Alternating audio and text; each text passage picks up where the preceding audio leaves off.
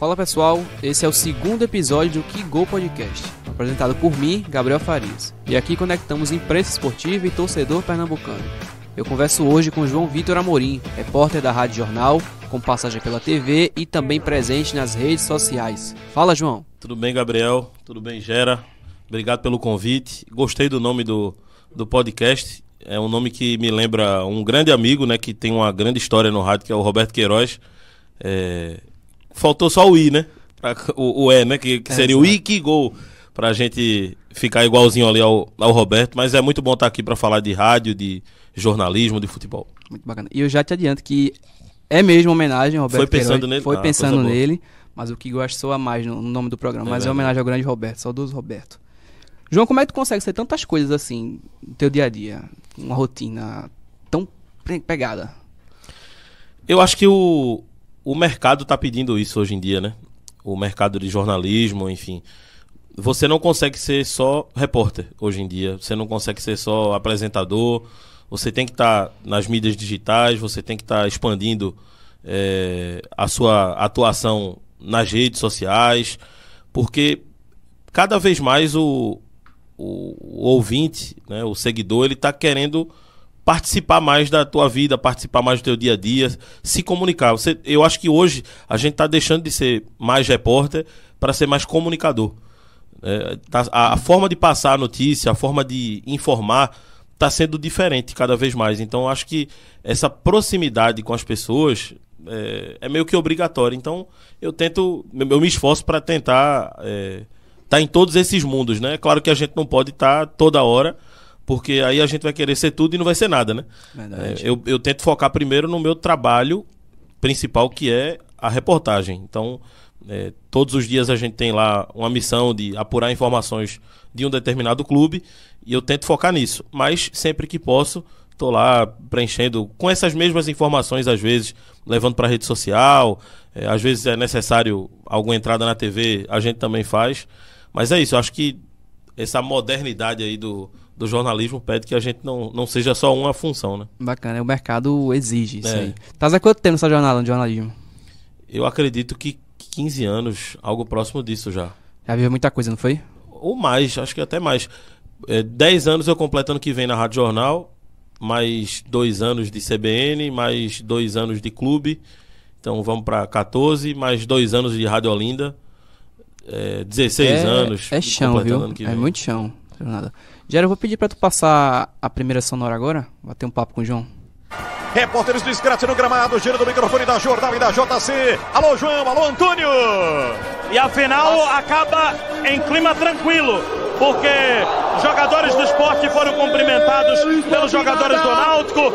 As comissões também se cumprimentaram e o Sport é campeão pernambucano pela 44ª vez. Sport campeão e chega à marca de 10 jogos sem perder, 4 jogos sem tomar um gol. Mariano Sosso é pela primeira vez campeão com seu time em Pernambuco, Alexandre. Faz a festa o time do Sport no gramado aqui da Arena. Isso foi esse ano, foi, João? Foi esse ano e foi bem legal cobrir esse título do Sport, porque todo dia a gente aprende alguma coisa. E eu queria trabalhar em um clube que tivesse um técnico estrangeiro. Eu nunca tinha feito cobertura de um clube com um técnico estrangeiro. Foi a primeira vez. Acho que para muita gente aqui em Pernambuco, né? A gente não tinha esse costume. E ter a presença ali do Mariano Sosso foi um aprendizado também. A forma como eles trabalham, a forma como são exigentes, a forma como dificultam o nosso trabalho também, fechando treinos, porque eles fecham ainda mais do que os técnicos brasileiros. Então, a forma de se comunicar, né? Às vezes é necessário mudar a linguagem, a forma de falar, para que ele entenda e que a gente entenda ele também. Então foi uma experiência bem legal cobrir essa parte aí da história do Mariano Sosso aqui. Bacana. E tantas mudanças, essa questão de treinamento, o futebol ele vem se expandindo muito em mídias sociais. Aí vem todo aquele cuidado para a assessoria dos times, na parte de ceder jogadores para entrevista. O técnico estrangeiro já fica com receio de eu tô no futebol novo, um campeonato novo, pessoas novas que eu vou encontrar no meu dia a dia. Como é que a Rádio Jornal lida com isso de um tempo para cá no futebol que vem mais digital ultimamente? a gente vê a plataforma de streaming investindo pesado nisso. Como é que a Rádio Jornal consegue se adaptar? Ao campo mais fechado para Isso. buscar informações. É mais difícil para o repórter, né? Sem dúvida nenhuma, está sendo muito complicado ser repórter hoje na parte de esportes. Porque você ter uma informação já é difícil. Porque a informação você conquista, né? E para conquistar algo, em tudo na vida, você demora. Você vai criando uma certa proximidade, vai criando uma relação de confiança com uma fonte, vai criando fontes, isso demora muito. E agora você não tem nem a possibilidade de chegar próximo de qualquer potencial fonte, né? Nos jogos, o repórter hoje não pode entrevistar no intervalo, não pode entrevistar no início, às vezes não pode nem ter contato com pessoas dos clubes antes dos jogos, só no final e numa zona mista ali bastante concorrida, né, com muita gente, e falando com o jogador depois do jogo, 10 palavrinhas ali dos jogadores, geralmente sobre jogo. Então tá cada vez mais difícil. O repórter hoje, para cobrir clube, ele praticamente não vê treino. Então eu vejo, eu que estou no mercado há mais de 15 anos, eu vejo muita dificuldade e me coloco na pele de quem está entrando agora. Porque eu estou falando que estou há mais de 15 anos porque eu já conquistei algumas fontes que ainda estão lá. E essas pessoas que estão entrando agora no mercado para conquistarem as fontes? Sim. Como é que vão fazer? Então tá muito difícil. Mas assim, quanto mais difícil, mais se precisa de repórter. Isso. Porque se fosse fácil, não precisava ter repórter. Qualquer um daria a notícia. Então, cada vez mais está sendo importante. Você tocou no ponto importante também de mídias digitais. Tem muita coisa saindo na mídia digital, né? Às vezes parece até fácil conquistar uma notícia lá, mas muita coisa que não é verdade. Então, cada vez mais o jornalismo é fundamental também nessa questão das redes sociais, porque por mais que você, eu não sei se é com você assim, mas comigo particularmente por mais que você veja muita informação em alguns canais não oficiais, né, em algumas pessoas que não são de veículos tradicionais, mas você fica dando mais credibilidade a veículos oficiais, né? Ao rádio, à TV. Claro que tem pessoas que estão trabalhando nessa área agora, que não são de nenhum veículo, que estão buscando uma carreira solo, vamos colocar assim, que são muito comprometidas com a credibilidade, com a informação correta, e que a gente tem também como espelhos. Mas cada vez mais o jornalismo está sendo importante na informação correta, no combate à fake news, e é assim também no futebol. E essas pessoas que tu fala, pode estar até influencers que Isso. acabam se empenhando até para próprio torcedor. Notícia, é o torcedor que vive do clube. Torcedor que vira influência e que Exato. vira repórter. Né? Que acaba faz o trabalho pelo clube do coração, cobrindo Exato. e tentando identificar o máximo para as pessoas. Verdade. A gente falou da relação de repórter e clube. Como é que tá dos anos para cá, repórter e torcida no dia a dia? Eu acho que a relação da imprensa no país, assim, né? A imprensa passou por um momento de muitos ataques, né? De sofrer muitos ataques, não só a imprensa, mas instituições, a política, enfim, foram muito atacadas, mas sobreviveram, né? Com a continuidade, graças a Deus, da democracia, todo mundo sobreviveu a isso. Eu acho que é uma relação, principalmente no futebol, muito delicada. Eu, graças a Deus, tenho uma boa relação com as 3 torcidas, dentro do que é necessário. Não sou nenhuma estrela, não sou nenhum jogador, não sou... No que eu tenho de contato com o torcedor, eu acho que tem um contato ali de carinho, de respeito mútuo, mas é uma relação difícil, porque você não está lidando só com a notícia, você está lidando ali com a paixão, né? Verdade. Você, para fazer uma crítica, imagine, você vê alguém fazendo uma crítica para uma pessoa que você gosta muito, para um familiar seu, você vai ficar um pouco chateado. Por mais que você veja que a crítica tem fundamento, que vai melhorar, vai ser uma crítica construtiva, mas você vai ficar um pouquinho chateado com a exposição dessa crítica.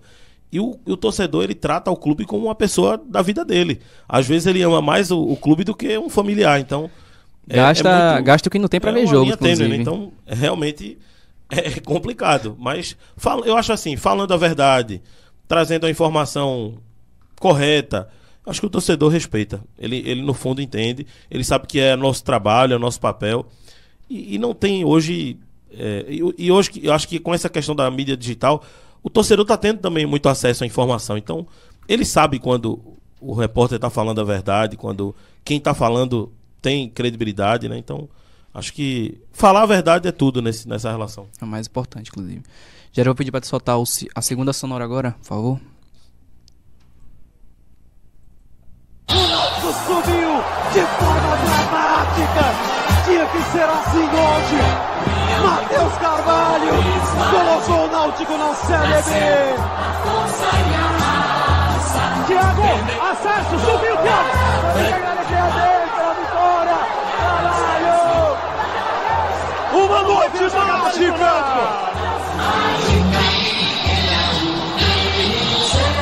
Ele é o DICO.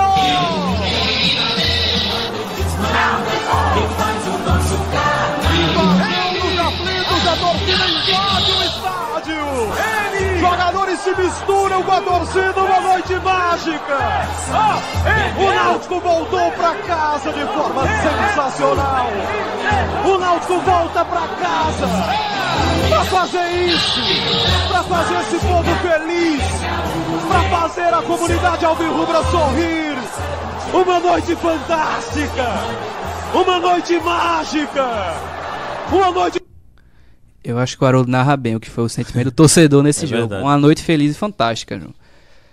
Tu tava no campo nesse dia também, deu pra ouvir mesmo tanto a euforia de Haroldo, mas deu pra escutar. Thiago, vou falar com o Thiago. Como foi esse dia pra tu? Eu acho que foi esse, sem dúvida nenhuma, não combinamos isso, mas sem dúvida nenhuma foi o jogo mais emocionante que eu trabalhei. E talvez tenha sido um dos jogos que eu mais me envolvi com o clube. Eu acho que, diferentemente do jornalismo tradicional, no futebol, às vezes o repórter setorista que está cobrindo o clube nos jogos, não no dia a dia, nas notícias do dia a dia, mas no relato dos jogos, o repórter acaba, não estou dizendo que o repórter vai mentir numa informação, vai dizer que não é pênalti no lance que é pênalti, vai dizer que um jogador que ele está cobrindo não merece ser expulso quando ele merece, não é isso. Mas ele mostra um pouquinho que está torcendo para o time passar, porque ali não era um pernambucano contra um pernambucano, né? Era um pernambucano tentando melhorar o seu nível nacionalmente. Então, essa coisa que a Rádio o Jornal leva, inclusive, de Pernambuco em primeiro lugar, do nosso amor assim pelo estado, nós somos muito bairristas, né? Então a gente se envolveu. E foi muito marcante também esse jogo para mim, porque não só o jogo, mas a cobertura, porque talvez tenha sido a cobertura. Porque acontecem muitos giros, né? Os repórteres geralmente, hoje em dia, ficam 4 meses num clube, 4 meses em outro, e encerram com mais 4 meses num terceiro clube. Nessa Série C do Náutico, que foi 2019, se não me engano, eu fiquei do início até o último jogo. Então, eu acompanhei o Náutico. Quando eu cheguei para cobrir o Náutico era o lanterna do campeonato. Uma arrancada. Foi uma arrancada, assim. Então, foram muitas histórias bonitas. Eu acompanhei de fato o clube jornalisticamente em todos os jogos, em todas as viagens. O Náutico viajava, eu viajava no mesmo voo. O Náutico ia pro hotel concentrar, eu ficava no mesmo hotel de concentração. Na hora de tomar café, eu tomava café do lado dos jogadores, do lado da comissão. Então foi feita ali uma relação de fontes muito grande. E claro que eu estava também torcendo que aquilo ali desse um final feliz, né? Cobrir histórias felizes é mais marcante. Então foi muito bacana, foi uma história realmente de superação do Náutico. Uma pena que o Náutico voltou, né, para essa divisão, mas foi uma história muito bacana, né? O Náutico vinha há muito tempo sem conquistar nada, nunca tinha conquistado um título nacional assim, a nível de Campeonato Brasileiro, e conseguiu aquele título, então foi muito legal contar aquela história. Tu falou de bairrismo, e o contexto do jogo, né? Verdade. O Náutico nos acréscimos e leva 2-0 dentro de casa. Eu já vi, depois do 2-0, muitos torcedores indo embora. E aí e tem algumas coisas de bastidores, né? Durante o jogo, até o Vitor Pereira, que era da concorrente da CBN na época, ele me disse: acabou, né? Acabou, a gente vai tem que ter cuidado aqui, porque pode ter uma invasão, alguém bater em alguém. Eu disse: eu acho que é futebol, eu acho que o Náutico ainda vai chegar. E ele disse: mas tá muito difícil. Eu acho que dá pra chegar ainda. Quando saiu o gol, eu olhei pra ele disse: será? Eu disse: vai chegar. E no último lance, eu tava já... Porque quando passa dos 45 minutos, a gente já sai de trás do gol, nós repórteres, saímos de trás do gol e já vamos pro meio campo. Porque o jogador já passa ali pelo meio campo pra ir pro vestiário. Pegar aquela entrevista. Isso, pra pegar a entrevista. e eu já estava posicionado. E quando tem o lance do pênalti, antes mesmo do gol, o Cook, que é um dos ídolos do Náutico, estava chorando ali perto do vestiário. Ele dá um abraço em mim assim do nada, e eu fiquei assustado quando eu olho pra frente, que eu nem vi o lance do pênalti. Sim. Não fui eu que estava atrás daquele gol, foi o Igor Moura. Mas o estádio assim parou, foi um negócio muito, muito emocionante mesmo assim para o torcedor do Náutico, e para quem estava ali trabalhando, realmente foi muito marcante aquele jogo. Tu falou de bairrismo, tu acha que esse empenho de vocês da rádio em tentar tirar o máximo, levar a principal informação ao torcedor, criar fonte, é o que diferencia vocês de outras plataformas, empresas com maior financiamento que chegam para cobrir os times daqui? Eu acho que o rádio ele é viciante, né? O rádio tem uma história já familiar. Então, só em estar no rádio, eu acho que a gente já está meio que na família das pessoas. Porque se você gosta do rádio, é porque seu avô gostou, é porque seu pai gostou, é porque sua mãe gostou. E aquilo vai passando. E eu quando era só ouvinte do rádio, eu tratava os repórteres, os narradores como amigos, né? Eu já conhecia como falavam, o que iam falar, a hora que entravam, já conhecia os jargões.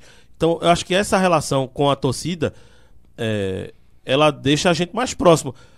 Informação vai ter em todo canto, mas eu acho que, e credibilidade, se espera que tem em todo canto também, né? Verdade. Que sejam informações bem apuradas, mas eu acho que o rádio tem esse molho de ser um companheiro mesmo das pessoas, e as pessoas ficam muito mais próximas da gente. E é um meio de comunicação tá tão presente no nosso dia a dia também. Verdade. É muito dinâmico, né? Dinâmico. Acontece tudo mais rápido. Tem uma vinheta na Rádio Jornal que diz que quando o mundo se acabar, o rádio é quem vai informar. Verdade. Faltou energia, o rádio está lá. Quando falta energia, né, na Exato. cidade, é onde a gente vê mais evidenciada a força do rádio, né? Porque não pegam os aparelhos eletrônicos, e aí você vai pro radinho de pilha, tá pegando lá, tá todo mundo informando, né? É realmente muito bacana o rádio. Então tu acha que a tua profissão agora, no momento que tu tá, daqui uns anos, ela ainda segue forte? Eu não vejo o rádio acabar de jeito nenhum. Eu acho que o rádio tá se adaptando, e acho que o rádio é um fenômeno assim que é inacreditável. Porque quando chegou a internet, quando chegou a televisão, o rádio ia acabar. Quando chegou a internet, o rádio ia acabar. Agora chegaram as mídias sociais, o rádio ia acabar. E o rádio não acaba, porque ele se adapta muito fácil. Eu acho que também há um processo de renovação de pessoas que trabalham no veículo. Isso também é interessante. Não sou a favor de uma renovação completa, assim, tira todo mundo que está aí há muito tempo e bota só pessoas novas. Isso não vai dar certo em nenhum lugar, né? Em nada você tem que ter só jovens ou só experientes. Eu acho que tem que ter uma mescla. Eu acho que o rádio pernambucano, principalmente, está fazendo isso bem feito. Tem muitas pessoas experientes, por exemplo, na equipe lá da Rádio Jornal. Tem o Leonardo Borges, tem o Ralf de Carvalho, mas tem Raudinei Alves, que é muito jovem. Então, essa mescla vai fazendo com que você tenha o tradicional do rádio, que os mais experientes fazem muito bem, mas também tem a entrada na rede social, que Raudinei já faz, a entrada na TV, que Antônio Gabriel faz, a entrada nas mídias, que todos fazem. Então, eu acho que você hoje consegue ver o rádio, onde é que tem muita informação, onde é que tem muita gente jovem hoje, no YouTube. Sim. O rádio está no YouTube, a transmissão da rádio passa no YouTube. Está na rede social, todos têm rede social hoje, né? Inclusive os mais experientes. Então, acho que o rádio está se adaptando muito bem aos veículos, e é isso que tem sustentado o rádio. Pra gente finalizar, eu queria saber de tu. Grandes momentos da tua carreira que tu vai guardar até o momento daqui pra frente. O grande momento. Eu acho que tem muitos momentos interessantes, mas os mais relevantes que eu acho, eu não gosto de fazer só reportagem e não gosto de fazer só futebol. Eu acho que quando a gente tá nessa área tem que estar pronto para tudo. Sim. Então, uma coisa que me marcou muito, a Copa do Mundo de 2018, eu acho que cobrir uma Copa do Mundo, você ser chamado para fazer uma Copa do Mundo é a mesma coisa. Um dia eu tenho certeza que você vai fazer e você vai ter esse sentimento. É a mesma coisa. Eu nunca fui jogador, mas é a mesma coisa de um jogador ser convocado para uma Copa. É a tua profissão, é você chegar no máximo que qualquer pessoa pode chegar na tua função. Então, ser chamado para fazer uma Copa do Mundo, jovem como eu fui, e ver o resultado depois, né? De ter uma cobertura. Foi a primeira Copa do Mundo com redes sociais. Então era um mundo completamente novo. nada do que tinha sido feito era um espelho, assim, porque era uma Copa nova, tinha mídias sociais, Sim. você tinha que estar no Instagram, no Facebook, na época também. Então tudo era novo, tudo era uma experiência que ia ficar de legado. Então acho que o resultado foi legal, foi muito bom. Viver o ambiente de uma Copa do Mundo, viver num país como a Rússia, realmente... A cultura pra dias, gente uma cultura da Rússia.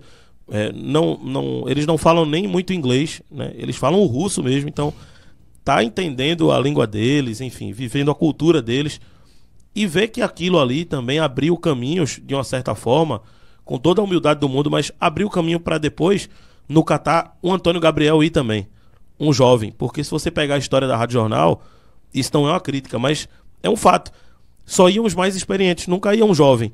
Então foi uma cobrança muito grande para mim também. Bom, eu vou, mas se eu não fizer uma Copa bem feita, nunca mais vai um jovem. Sim. Porque estão abrindo essa exceção, e se o jovem não fizer algo realmente que mantenha o padrão que já vinha sendo feito e que traga esse plus de rede social, então eu fiquei muito feliz com isso. E o fato de cobrir eleições, né? Eu gosto muito de política, gosto muito de acompanhar. Eu cheguei a cobrir a eleição nacional, né? Naquele ano de 2018. Foi um ano muito marcante para minha carreira, né? 2018 eu fiz a Copa. Copa e eleições. O acesso do esporte, eu acho que... Não, 2019. O esporte e do Náutico, eu cobri os dois acessos. E a eleição de 2018, eu cobri em São Paulo a eleição. Eu acompanhei o candidato do PT, o Fernando Haddad. Então, viver aquele momento ali também de política, um momento histórico do país, né? Da democracia... acompanhar um candidato, né, indo votar, o candidato acompanhando a apuração, tá com figuras históricas, né, da política, independentemente de lado, acho que foi muito marcante também para mim aquilo ali. Acho que o ano de 2018 foi o ano mais marcante. Histórico, João. É de parabenizar a tua cobertura. Quero te agradecer mais uma vez pelo aceitar o convite, agradecer ao Gera pelo trabalho técnico. E esse foi o segundo episódio do Que Gol Podcast, apresentado por Gabriel Farias. Muito obrigado a você que nos ouviu, te vejo no próximo episódio e até a próxima.